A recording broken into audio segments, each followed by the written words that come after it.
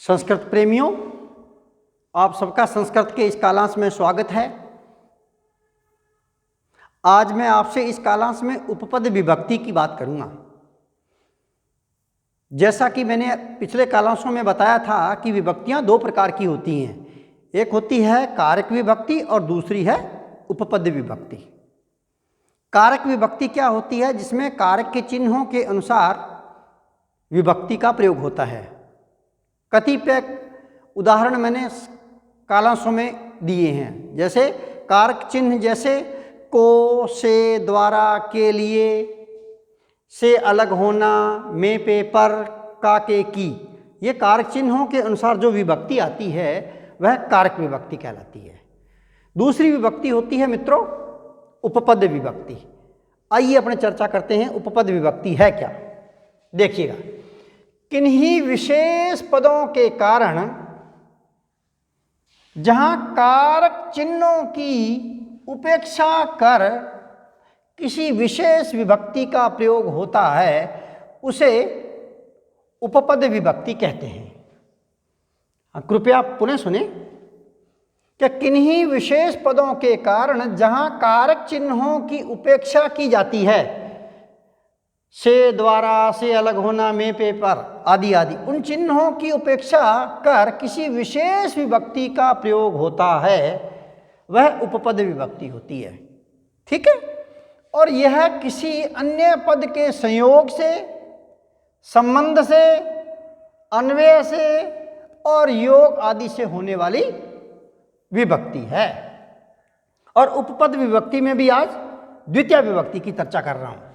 द्वितीय विभक्ति से संबंधित उपपद द्वितीय विभक्ति से संबंधित एक सूत्र है अंतरा अंतरेण युक्ते। सूत्र है मित्रों अंतरा अंतरेण युक्ते। यह सूत्र क्या कहना चाहता है? देखिएगा, अंतरा, अंतरा मीन्स मध्य में, बीच में, दो के बीच, और अंतरेण, अंतरेण मीन्स बिना के योग में द्वितीय विभक्ति होती है। क्या? अंतरा और अंतरेण के योग में द्वितीय विभक्ति होती है। तो देखिएगा, यहां कर्म संज्ञा नहीं होगी, सीधे ही द्वितीय विभक्ति का यह सूत्र विधान कर रहा है।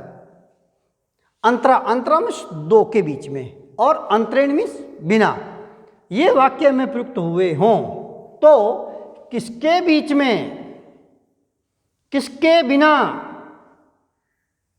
के उत्तर में सीधी सीधा सा मेरा कथन है कि किसके बिना, किसके बीच में के उत्तर में जो शब्द आ रहा है उसमें द्वितीय विभक्ति आएगी अंतरा अंतरेण युक्ते सूत्र से। क्रमशः उदाहरण देख रहे हैं, पहले अंतरा के देखते हैं।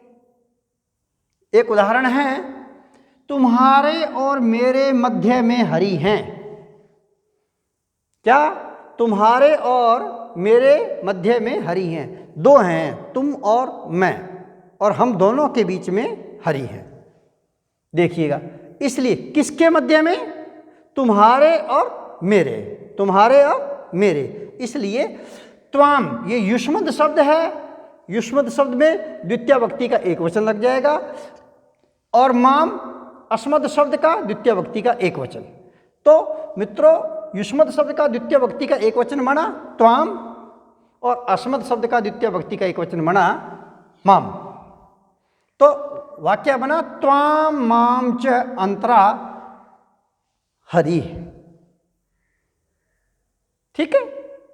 और अर्थ बना तुम्हारे और मेरे मध्य में हरि है। देखिएगा, एक और उदाहरण है, हाँ मैं बताना भूल गया, ये अंतरा और अंतरेण जो हैं ये दोनों अव्यय हैं। अंतरा और अंतरेण ये दोनों अव्यय हैं। राम और लक्ष्मण के मध्य सीता सुशोभित होती है। किसके मध्य? राम और लक्ष्मण। किसके मध्य मित्रों? राम और लक्ष्मण। तो राम और लक्ष्मण में, इन दोनों में द्वितीय विभक्ति आएगी। देखिएगा, तो राम का द्वितीय विभक्ति का एक वचन हो गया रामम, लक्ष्मण का चूंकि पुल्लिंग शब्द है तो लक्ष्मण में भी द्वितीय विभक्ति का एक वचन हो गया लक्ष्मण। तो रामम लक्ष्मणम च अंतरा सीता शोभते। सीता स्त्रीलिंग प्रथम विभक्ति का एक वचन, तो प्रथम पुरुष के एक वचन की क्रिया आ गई, तो सीता शोभते, सुशोभित होती है। एक और उदाहरण देखिएगा, गंगा और यमुना के बीच प्रयाग है। गंगा और यमुना के बीच प्रयाग है। किसके बीच? गंगा और यमुना। तो गंगा और यमुना इन दोनों में द्वितीय विभक्ति आएगी, तो वाक्य बनेगा गंगा में आई द्वितीय विभक्ति का एक वचन गंगाम, यमुना में द्वितीय विभक्ति का एक वचन यमुनाम च अंतरा। अंतरा का वाक्य में प्रयोग होगा। और प्रयागो अस्ति, प्रयाग है, पुल्लिंग है शब्द, इसलिए प्रयागो अस्ति है। एक वाक्य है, गांव और विद्यालय के बीच उद्यान है। किसके बीच? ग्राम और विद्यालय के बीच। तो ग्राम में द्वितीय विभक्ति लगा दो, विद्यालय में द्वितीय विभक्ति लगा दो। ग्राम में होगी द्वितीय विभक्ति का वचन ग्रामम, विद्यालय में विद्यालयम च अंतरा उद्यानम अस्ति। उद्यान शब्द नपुंसक है, इसलिए उद्यानम अस्ति हो गया। ये तो होगी मित्रों बात अंतरा की। दूसरा अव्यय है अंतरेण। क्या? अंतरेण। देखिएगा, अब अंतरेण के कतिपय उदाहरण देख लीजिएगा आप लोग। पहला उदाहरण है, हरि के बिना सुख नहीं है। किसके बिना? हरि के बिना। किसके बिना? हरि के बिना। तो हरि में द्वितीय विभक्ति आएगी। हरि चूंकि यहाँ एक है, इसलिए द्वितीय विभक्ति का एक वचन, और वाक्य बनेगा अंतरेण हरिम न सुखम। सुख शब्द नपुंसक है, इसलिए सुखम ही आएगा, प्रथम विभक्ति का एक वचन। तो वाक्य बना अंतरेण हरिम न सुखम। यहां लगी हुई द्वितीय विभक्ति किसके योग में? अंतरेण के योग में। अगला उदाहरण है, विद्या के बिना मानव पशु तुल्य है। किसके बिना? विद्या के बिना। तो विद्या में द्वितीय विभक्ति लग जाएगी, तो विद्या का द्वितीय विभक्ति का एक वचन बन गया विद्याम।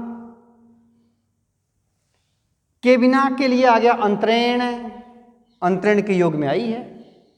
मानव है, पशु तुल्य है, क्योंकि ये पुल्लिंग शब्द है इसलिए पशु तुल्य हो गया। एक वाक्य है, ज्ञान के बिना सुख नहीं है। किसके बिना? ज्ञान के बिना। तो ज्ञान में द्वितीय विभक्ति आएगी, तो ज्ञान में द्वितीय विभक्ति आ गई। द्वितीय विभक्ति का एक वचन आया है ज्ञानेम। क्या आ गया? ज्ञानम। अंतरेण सुखम नास्ति। सुख शब्द नपुंसक है, तो ज्ञानम यहां आई द्वितीय विभक्ति, अंतरेण का प्रयोग हो गया अव्यय का, सुखम नास्ति। अंतिम वाक्य देखिएगा, श्रम के बिना धन नहीं है। किसके बिना?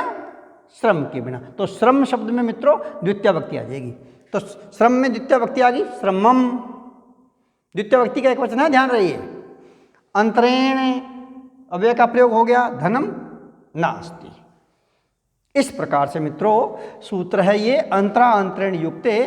तो ये सूत्र कहना चाहता है कि अंतरा और अंतरेण के योग में द्वितीय विभक्ति हो जाती है। इसमें कर्म संज्ञा का विधान नहीं है, सीधा सीधा ही द्वितीय विभक्ति आ जाएगी।